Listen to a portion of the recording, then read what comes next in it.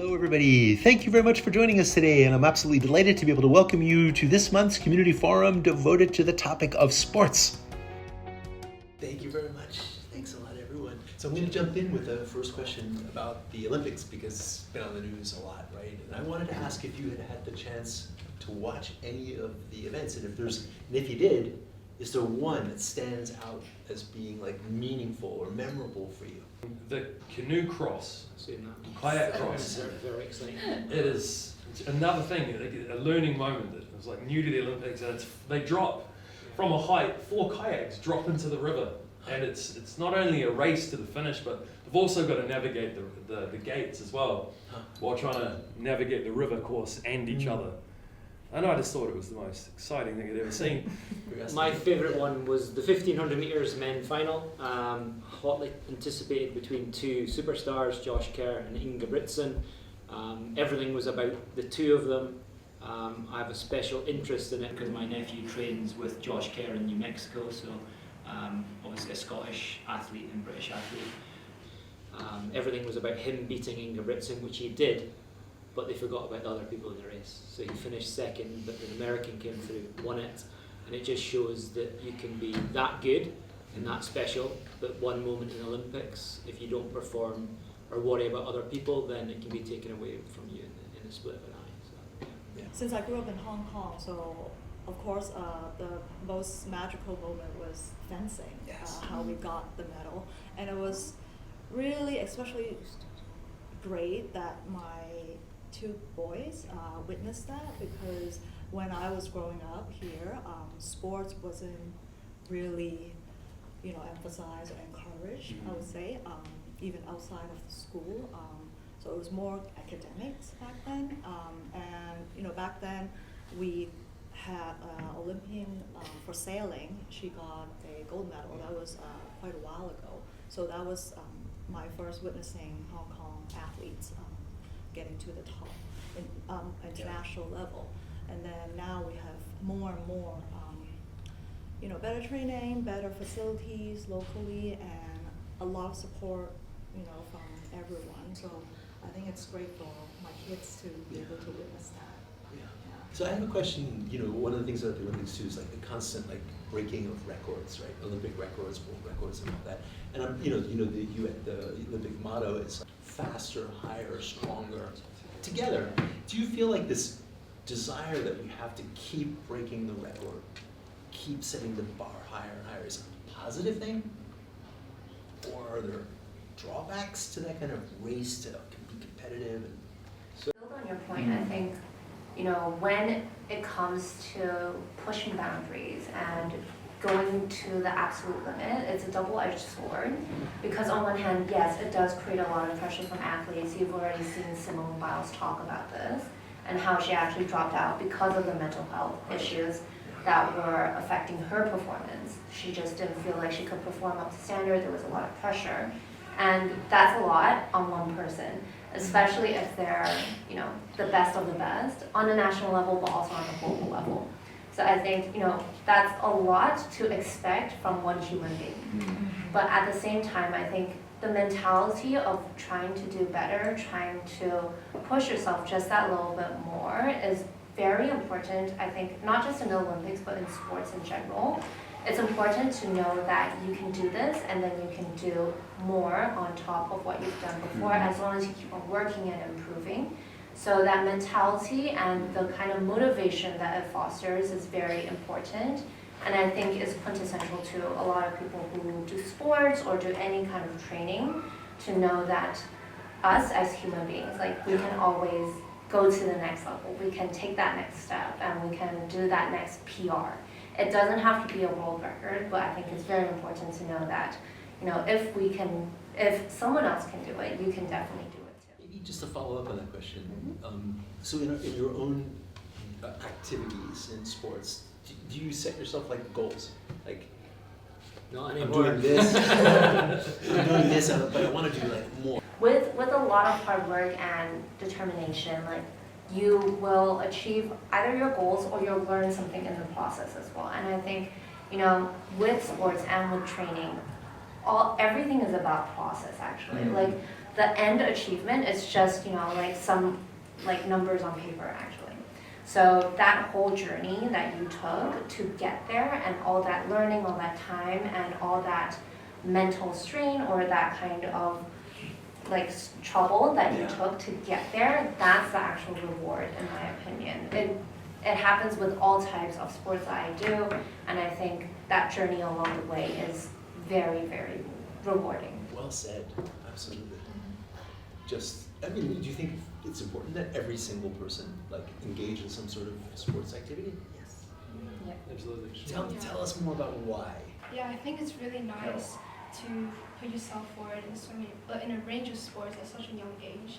Because obviously, like right now, just the beginning of IB, like I can already tell I'm already more stressed, and I know time is going to be my biggest enemy this year, and next year I'm not going to be able to do all the sports and activities I would like to do. Yeah.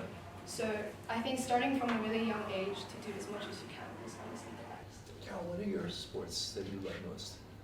So I do basketball, netball, volleyball, and football. And honestly, I really just love all of them equally. There's not one or the other. And I think I just really love the concept of it is all a team sport. All the sports I play are mainly team sports. And I love working with all my other friends and athletes. And I think it's just such a nice experience to have, because the skills we learn on court, we don't learn in class. And I think it's just really important. How are we teaching sports at CIS? Maybe we could begin with the primary. Yeah, in primary we've got a really well-rounded PE program. We cover all sorts of games, units. We do athletics, gymnastics, we do dance, we do swimming, we do all that within a year. So the students really get a real a taste of everything. We also do wellness weeks every term, where we kind of focus on the health aspect of PE as well. And I think that's really important. We cover important topics around well-being, nutrition, sleep, anatomy, and that's something that we've kind of only discovered in the last couple of years. And so, that has a really important part to play as well. But the students, the highlights, they love like the fun field days, like the sports days. The cross countries. Not everyone enjoys cross countries when they're at primary, but having the whole community there, having parents there, having supporters cheering them on. Is a question already being asked in primary about like learning the sport is also teaching you about life in general? Absolutely. We talk a lot about like the interpersonal skills that you learn through sport. How to effectively communicate, how to be a leader within a team, how to work together, how teamwork, the collaboration. Why is it that cross country is so tough for so many kids when they're young? And why? And then often, I don't know. Yeah, I come around to it later on in life, and it's my case as well. Bradley. They just don't like running. Why though? Isn't it fun to like run? It is when it's windy, but when it's sunny. I suppose. Like, All these qualities and values that are being nurtured in the primary, we continue to build on those things. And obviously, as bodies change and the expectations change, then we help students to grow even further, in those things. They continue to learn about themselves. They continue to develop new skills and knowledge. They continue to find new ways to enhance their own health and well-being. And it's exciting watching them sort of take those things and apply them, because there's a real need to in secondary school. It's not easy. But one of the great things about physical education and physical and health education is that we can encourage students to learn that when they find something that they really want, like a new skill, a new level of fitness, making a team, then they have to become comfortable with being uncomfortable. Mm-hmm. And there's a level of struggle and a level of sometimes discomfort that it takes to reach a new level, to push through to something, to overcoming the frustration of learning new skills, overcoming the frustration of feeling unfit sometimes when we try something like the cross country. So that we like to provide them with opportunities to face challenges And that's a huge part of secondary phys ed, I think. Maybe we could segue a little bit to our CCA. Yeah. We do things in the morning, we do things at lunchtime, we do things after school. We're doing so much, so that's where we're failing a little bit, because I see what you mean. we're trying to compensate for everyone and give everyone an opportunity to do something, but then it sometimes counteracts against other sports. So, for instance, volleyball program has really risen up and really improved, and obviously the intake every year is huge. The negative element in the fact where we're failing is we're not able to put an A, B, C, D team in. The thing where we're massively succeeding is we've been, out of the whole of Hong Kong, the last 2 years, we've participated in more sports. So last year it was 2,000 sports fixtures we participated in. We're an academic school, but we're now competing with other schools regularly, getting into finals, getting into playoffs, all these things. And it's just down to giving a little bit of time and giving a bit more opportunities. Why does it matter if you're good or not? So it doesn't matter if you're good or not. The problem is when you're selecting a team, it often goes down to selecting the players that are the best fit for that team. So again, it's just like whatever you do in life, sometimes you get judged against another person, and the person that's deemed by that individual to be better sometimes just gets chosen. If you could meet any past or present sports celebrity, who would it be and why? Reid. Ronaldo. Which one? The real Ronaldo or the current Ronaldo? The real one. The real one one, they so the call Portuguese the- one. Okay. Why would you want to meet him?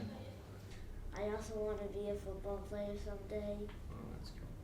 Probably Simone Biles, honestly. Like stepping down from such a huge competition like the Olympics, it's just like, and you're the GOAT of gymnastics. It's just such huge pressure to do, and I don't think many people expected it. And I think she stepped back to work on her well-being and mental health as well. And I think something I face with daily is self-criticism against my performance in sports. And sometimes From yourself. yeah. Okay. And sometimes when I don't perform the best that I know I can, it can really affect my day and the rest of my week. And so a question I would love to ask her is, how does she deal with not only criticism from public and around the world, but her own self-criticism, and how she deals with performing the best she can at the same time. Fencing champion Vivian, because I know she has been practicing Buddhism, and it really coincides with what she does, everyday training, and also she has a lot of videos and and online explanation of how her mental health is being helped by the breathing exercise, the Zen teachings that she's been into for the past few years. And I think that most athletes nowadays is really not only focusing on the physical side, it's also mental side. I think for everyone, not even athletes, everyone is focusing on both and balancing both. Yeah. Thank you very much to our viewers for tuning into this month's Community Roundtable, and above all, thank you to our participants for giving us such inspiration with your impassioned and wise insights into the value that sports can bring to our lives. All the very best.